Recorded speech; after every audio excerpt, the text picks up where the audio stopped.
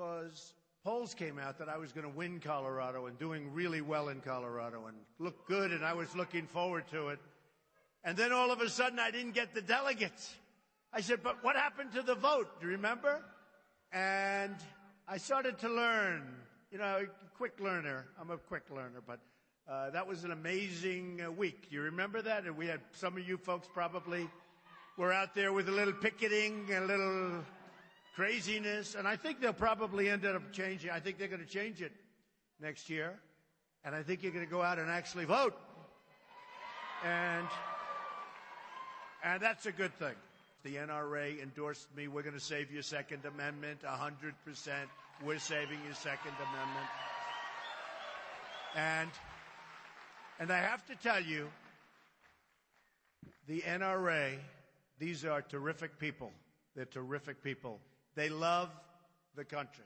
And they take a lot of heat. And they don't have the easiest job, I will tell you. But they love the country. Wayne and Chris and all of the other people I've met from the NRA. And they gave me, I think, the earliest endorsement they've ever given under these circumstances. I mean, you see what happened today where Bill Clinton goes in the other day into an airplane. Just happened to be, just a coincidence, He just happened to be at the airport at this time. Think of it. Just happened to be at the airport. When I first heard the story, I said, no, you're kidding. I don't believe it. I thought somebody was joking.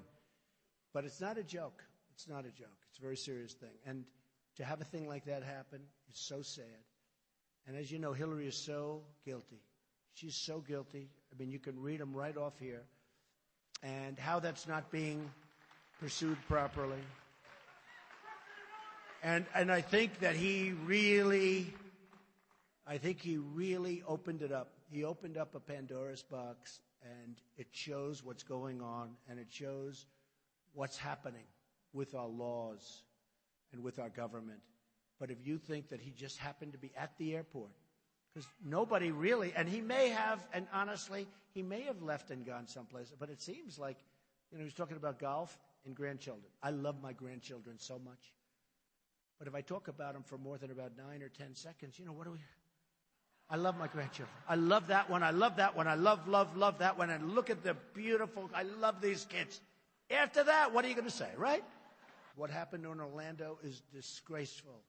Disgraceful that a thing like that can happen. And then they don't want to mention what happened.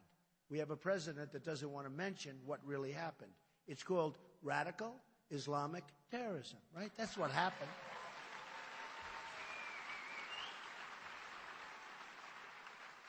And you have crooked Hillary Clinton that didn't want to mention it either, but we shamed her into it, but she still hasn't mentioned it.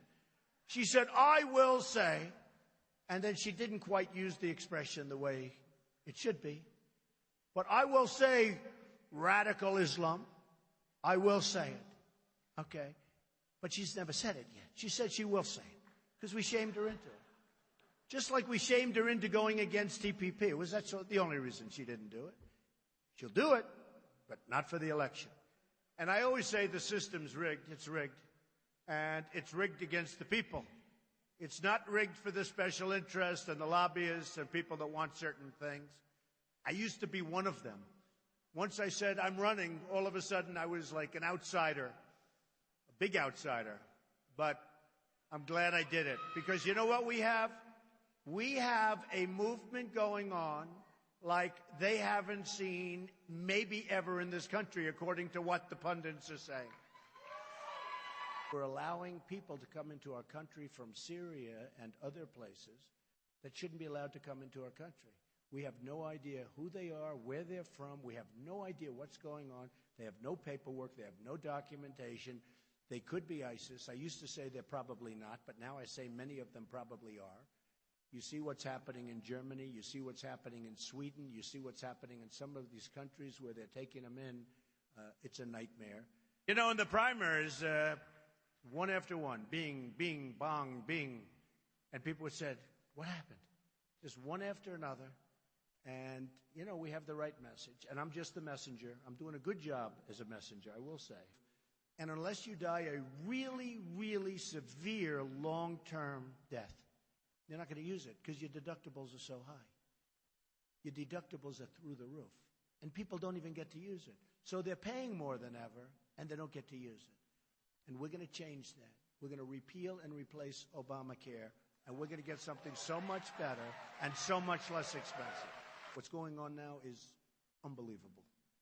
People that shouldn't be allowed in. People that shouldn't be here.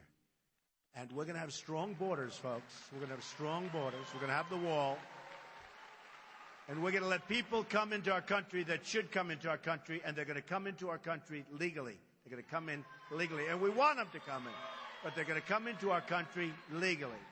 We're going to protect our country from terrorism. Okay, folks? We're going to protect our country from terrorism. We are going to be so tough. We are going to be so smart and so vigilant. And we're going to get it so that people turn in people when they know there's something going on. Like in San Bernardino. People saw bombs all over these people's floors. They had bombs all over the floor. They saw it. People saw it. And they talked about racial profiling and profiling. We didn't want to turn them in.